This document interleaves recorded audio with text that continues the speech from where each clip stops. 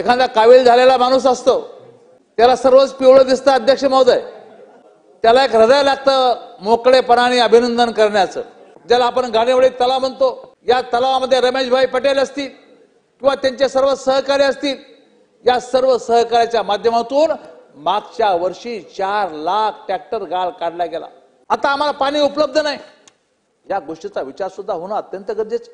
या हातवन तलावाची उंची वाढवणं, या प्रकल्पामुळे जवळपास मराठवाड्यामध्ये 2,40,000 हेक्टर सिंचन या ठिकाणी उपलब्ध होऊ शकेल। अध्यक्ष महोदय, जायकवाडी आपल्यासाठी तुम्हाला कल्पना अध्यक्ष, आपल्यासाठी हा किती महत्वाचा प्रकल्प। कुठल्याही परिस्थितीमध्ये हे पाणी कपात करू नये। राज्यात देशातली पहिली बाजारपेठ आम्ही रेशीमची बाजारपेठ जालन्यामध्ये उभा केली। काय द्यायची 5-50 कोटी द्यायची, देऊन टाका।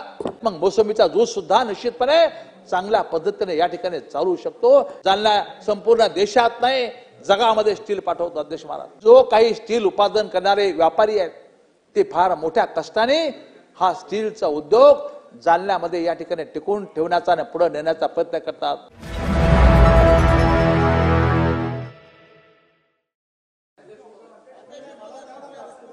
अध्यक्ष महोदय, मी राज्याच्या अर्थमंत्र्याचं मनापासून या ठिकाणी अभिनंदन यासाठी करतो।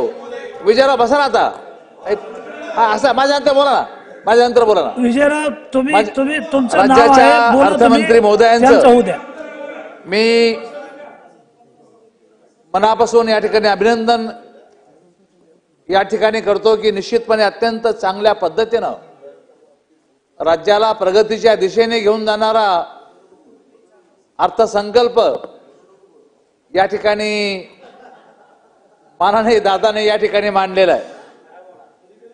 कृषी असेल, उद्योग असेल, रोजगार असेल, सामाजिक कल्याणकारी योजना असेल, या सर्व योजनेचा समावेश या अर्थसंकल्पामध्ये राज्याला विकासाला चालना देणारा हा अर्थसंकल्प सादर केल्याबद्दल मी दादांचं पुन्हा एकदा मनापासून अभिनंदन करतो। खरं तर या अर्थसंकल्पामध्ये आमचे सहकारी मित्र भास्करराव जाधवने जे काही मत या ठिकाणी मांडलं, एखादा कावीळ झालेला माणूस असतो, त्याला सर्वच पिवळं दिसतं अध्यक्ष महोदय, त्यामुळं त्याला एक हृदय लागतं मोकळेपणाने अभिनंदन करण्याचं। कदाचित आमच्या त्या विरोधी मित्राकडे हे दिसलं नाही। राज्यामध्ये माननीय एकनाथ शिंदे साहेब यांच्या नेतृत्वामधल्या सरकारने अत्यंत महत्वाकांक्षी अशा प्रकारचा निर्णय घेतला। राज्यातल्या लाडक्या बहिणीला 1500 रुपये महिना हा देण्याचा निर्णय देशातलं पहिलं दुसरं राज्य आपलं। याबद्दल आमच्या मित्राकडं कुठेही धन्यवादाचे किंवा अभिनंदनाचे शब्द या ठिकाणी दिसून आले नाही। नाना भाऊ, तुमच्या कोणतरी ही अपेक्षा आहे हो, त्याबद्दल आम्ही निश्चितपणे बोलू, पण 1500 रुपये मिळाले किंवा हे दिले याबद्दल तर कौतुकाची अपेक्षा आपल्याकडून निश्चितपणे आम्हाला आहे। रोहित भाऊ, तुम्ही तरुण आहात, या सभागृहामध्ये आम्हाला 38 वर्ष झाले। आता आम्हाला वाटतं तुमच्यासारख्या तरुण मित्राने निश्चितपणे नाही अभिनंदन तर केलं पाहिजे ना, नाही सरकारचं करावं, काय फरक पडतो। तेव्हा निश्चितपणे अर्थातच त्यामुळे निश्चितपणे या बाबी आपल्या कोणी आम्हाला अपेक्षित आहे। माननीय भास्करराव म्हणतात की आर्थिक शिस्त बिघडली, मग आर्थिक शिस्त बिघडली याची उदाहरण काही दिले पाहिजे ना आपण। 3% दादाने या ठिकाणी सांगितलं, 3% आतमध्ये हा रेशो या ठिकाणी असणार आहे। राज्याला रोजगार म्हणून जवळपास ज्या पद्धतीने औद्योगिकच्या बाबतीमध्ये 50 लाख रोजगारांना या ठिकाणी रोजगार निर्मितीची संधी या ठिकाणी देण्याचं वचन सुद्धा या अर्थसंकल्पाच्या भाषणामध्ये माननीय दादाने या ठिकाणी दिलेलं आहे। मला आपल्याला सांगितलं पाहिजे, दादा मी आपलं लक्ष वेधू इच्छितो, की ज्या पद्धतीने आपण पुणे आणि शिरूर हा उन्नत मार्गाच्या संदर्भामध्ये वाच्यता केली, मला असं वाटतं की पुणे आणि शिरूर पुढे छत्रपती संभाजीनगर आणि पुढे जालना हा अत्यंत महत्वाकांक्षी रस्ता, या ठिकाणी मराठवाड्याला आणि विदर्भाला जोडणारा हा रस्ता जर हा पुणे शिरूर संभाजीनगर जालना आणि थेट विदर्भापर्यंत गेला तर इकून जाणारी संख्या ही खूप मोठ्यामध्ये पुण्यामध्ये आहे. त्यामुळे हा रस्ता आपण फक्त शिरूर पर्यंत न ठेवता हा रस्ता आपण पुढे मराठवाड्याला जोडण्यासाठी त्या ठिकाणी नेण्याचा प्रयत्न या ठिकाणी करावा. माननीय महोदय, की राज्यामध्ये गाळमुक्त धरण आणि गाळयुक्त शिवार ही अत्यंत महत्वाकांक्षी योजना राज्याने सुरू केलेली आहे. या माध्यमातून अनेक ठिकाणी गाळ काढण्याचं काम आणि तोच गाळ शेतकऱ्याला शेतावर देण्याचं काम, या ठिकाणी 1 हेक्टरला 15 ते 20 हजार रुपये आपण शेतकऱ्याला वाहतूक सुद्धा खर्च त्या ठिकाणी देण्याचं काम या ठिकाणी करतो. कधी झाला असा निर्णय? कधी हा निर्णय होऊ शकला? आपण शेतकऱ्याच्या बाजूने हा निर्णय अत्यंत महत्वाकांक्षी निर्णय घेतला. गाळयुक्त शिवार आपण या ठिकाणी हे धोरण चांगल्या पद्धतीने राबवण्याचा प्रयत्न या ठिकाणी करू लागलो. अध्यक्ष महाराज, मला निश्चितपणे सांगितलं पाहिजे सभागृहाला, या राज्यामध्ये काही सेवाभावी संस्था अत्यंत चांगल्या पद्धतीने या विषयावरती काम करतात.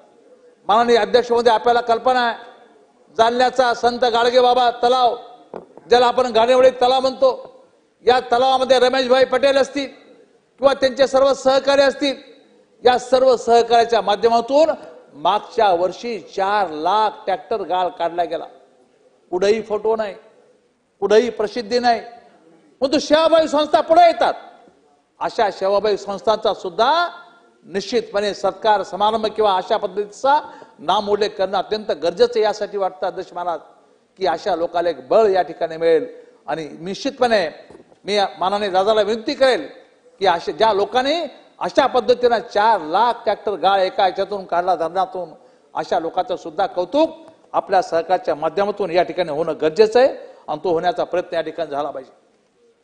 माननीय दादा, आता आमच्या मराठवाड्यामध्ये तुम्ही सिंचनाचा जर विचार केला तर 11% पुरतं सिंचन आमच्याकडे नाही. आता आम्हाला पाणी उपलब्ध नाही. या गोष्टीचा विचार सुद्धा होणं अत्यंत गरजेचं. जे काही धरणं आमच्याकडे आज होतात त्यातला हातवन तलाव असेल, या हातवन तलावाची उंची वाढवणं, याची व्याप्ती वाढवणं, एवढा जर आपण हा निर्णय जर घेतला तर निश्चितपणे आमच्या त्या छोट्याशा भागामध्ये एक पुन्हा एकदा एक चांगला सहारा या ठिकाणी मिळू शकत. मला आपल्याला सांगितलं पाहिजे, वेनगंगा असेल, नळगंगा असेल, हा नदी जोड प्रकल्प आहे. नारपार असेल, गिरणा असेल, या प्रकल्पाला आपण मान्यता दिली. दादा, आपलं अभिनंदन मनापासून.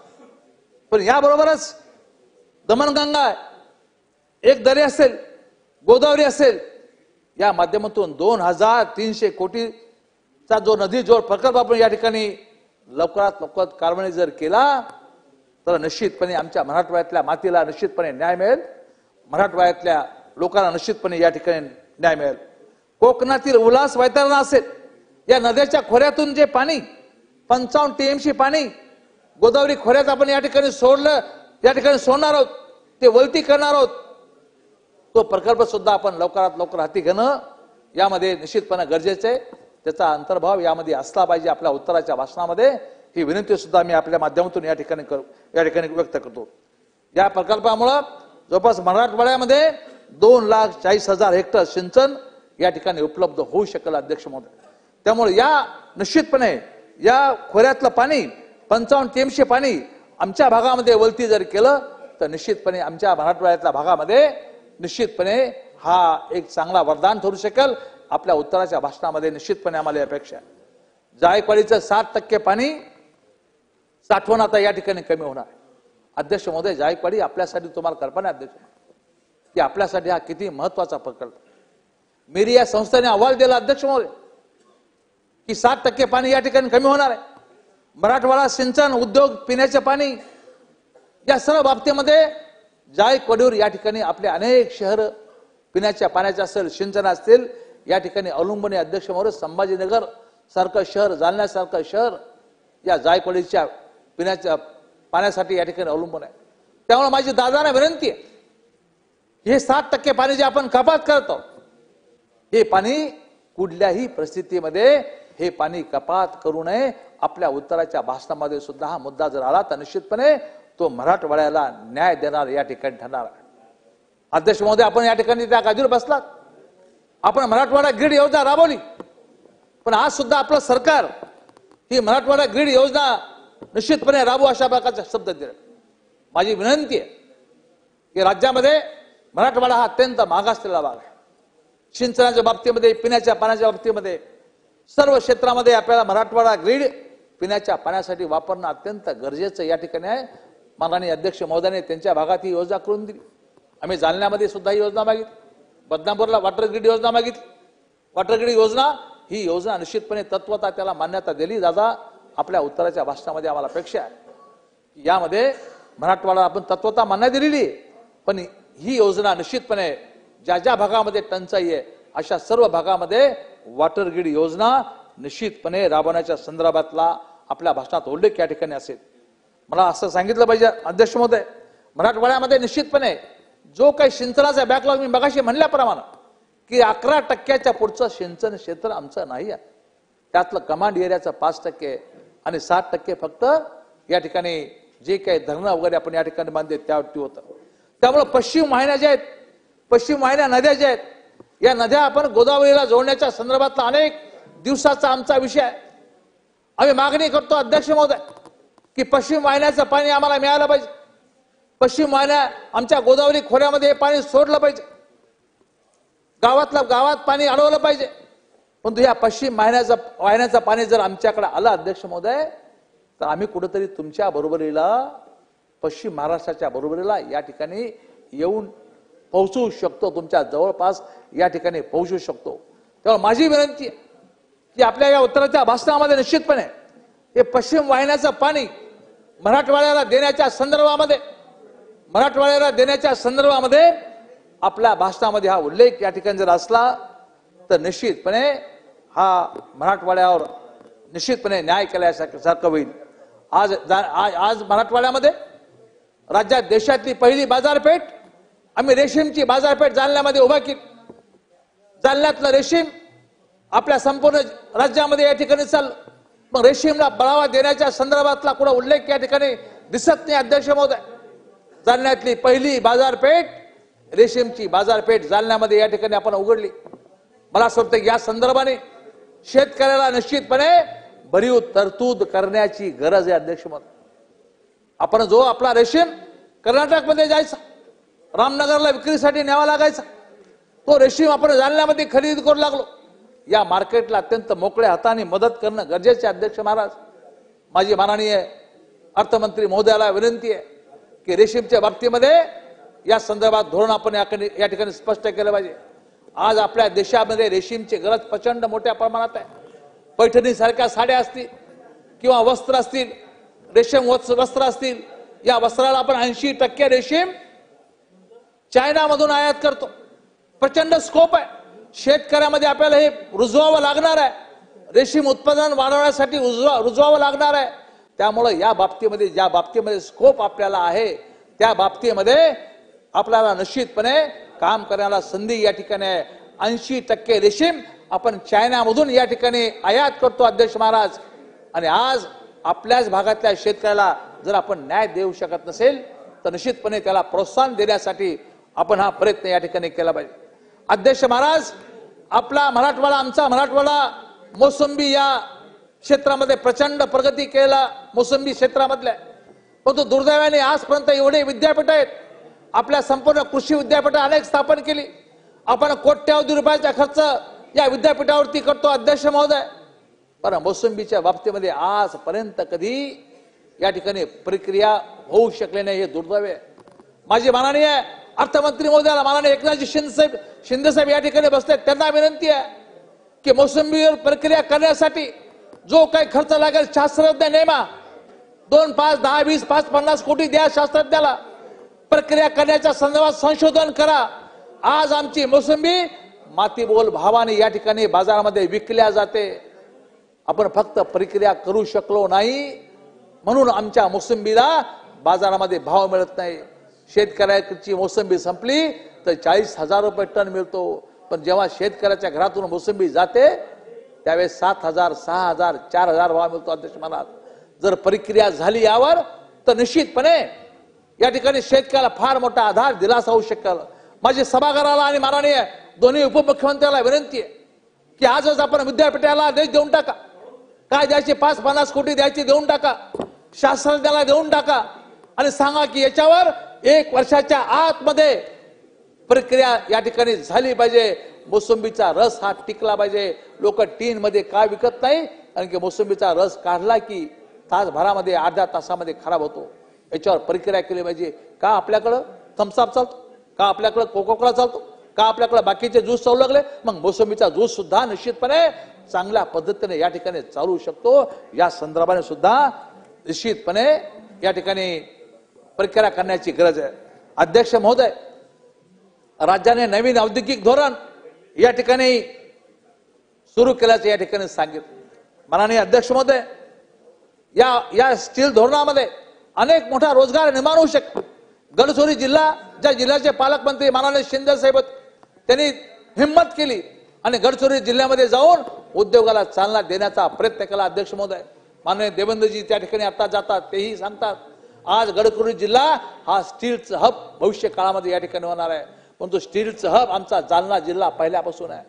जालना संपूर्ण देशात नाही, जगामध्ये स्टील पाठवतो. अध्यक्ष महाराज, आमच्या जालन्यातून स्टीलचा त्या ठिकाणी निश्चितपणे भाव निघतो. जो काही राज्यात देशात भाव होतो तो जालन्याच्या उत्पादनावरती अवलंबून आहे की देशातला भाव आमच्या जालन्यामध्ये अवलंबून आहे. पण आज आमच्या जालन्यातल्या स्टीलला थोडीशी वेगळ्या पद्धतीचे घरघर लागलेली आहे. माझी माननीय अजितदादांना आणि माननीय शिंदे साहेबांना विनंती आहे की स्टील उद्योग हा जगवायचा असेल, तुम्ही न्याय निश्चितपणे गडचिरोलीला घेऊन जा. आमचं काही म्हणणं नाही, गडचिरोली स्टीलचा हब बनवा, आमचा त्याला पाठिंबा आहे. परंतु या संदर्भाने आपण निश्चितपणे जो काही स्टील उत्पादन करणारे व्यापारी आहेत ते फार मोठ्या कष्टाने हा स्टीलचा उद्योग जालन्यामध्ये या ठिकाणी टिकून ठेवण्याचा आणि पुढे नेण्याचा प्रयत्न करतात. त्यांना जी काही वीज मिळते अध्यक्ष महाराज, या देशातली सर्वात महागडी वीज, देशातली सर्वात महागडी वीज आमच्या स्टील उत्पादकाला या ठिकाणी घ्यावी लागते. त्यांना काय मिळवून देतो आपण? 8 रुपये, 9 रुपये, 10 रुपये, जो काय येईल पुढचा भाग तेवढा आपण त्यांना विरोधला पैसा त्यांच्याकडून वसूल करतो. मला असं वाटतं अध्यक्ष महाराज ते अन्यायकारक आहे. त्यांना निश्चितपणे या माध्यमातून न्याय दिली पाहिजे. अजितदादा आपल्या उत्तराच्या भाषणामध्ये आपण जालन्याच्या स्टील उद्योगासाठी 2 रुपये, 3 रुपये काय जे असेल तुम्हाला वाटेल ते त्या ठिकाणी युनिट पाठीमागा जर कमी केले तर आमचा हा उद्योग निश्चितपणे या ठिकाणी टिकू शकेल. आमचा हा उद्योग निश्चितपणे या ठिकाणी पुढे जाऊ शकेल.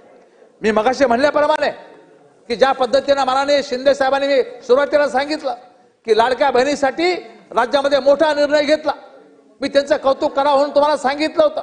पण तो आज निश्चितपणे 1500 रुपये त्यांनी देण्याचं धाडस केलं शिंदे साहेबांनी. आज निश्चितपणे माझी विनंती आहे की त्या निवडणुकीच्या पूर्वी आपण सांगितलं होतं की आम्ही पुन्हा एकदा सरकार आलं की आम्ही 2100 रुपये देऊ. या संदर्भात सुद्धा निश्चितपणे राज्यातल्या करोडो महिला, ऐकता ना पवारसाहेब भाई, ऐकता ना, राज्यातल्या करोडो महिला निश्चितपणे या संदर्भाने अपेक्षा ठेवू नयेत की आता या ठिकाणी 2100 रुपये आपल्याला या ठिकाणी मिळाले पाहिजे. आपल्या उत्तराच्या भाषणामध्ये सुद्धा निश्चितपणे या संदर्भाने बोलले की या ठिकाणी असावी विनंती मी आपल्याला करणार आहे. अध्यक्ष महोदय, मला आपल्याला सांगितलं पाहिजे की आज या ठिकाणी चांगल्या पद्धतीने निश्चितपणे बचत गटाच्या महिला असतील या संदर्भात तर धोरण आपण जाहीर केलं. या ठिकाणी ग्रामीण रस्त्याची अवस्था संदर्भामध्ये आपण निश्चितपणे या ठिकाणी आपण माहिती घेण्याचा या ठिकाणी भरीव अशी तरतूद करण्याचा प्रयत्न केलेला आहे. त्यामुळे निश्चितपणे अत्यंत चांगल्या पद्धतीचा अर्थसंकल्प या ठिकाणी राज्यामध्ये माननीय दादांनी या ठिकाणी मांडला. मी निश्चितपणे सरकारचं मनापासून अभिनंदन करतो आणि या सर्व गोष्टी दादाचं पुन्हा एकदा अभिनंदन करून या ठिकाणी थांबतो. धन्यवाद. जय महाराष्ट्र.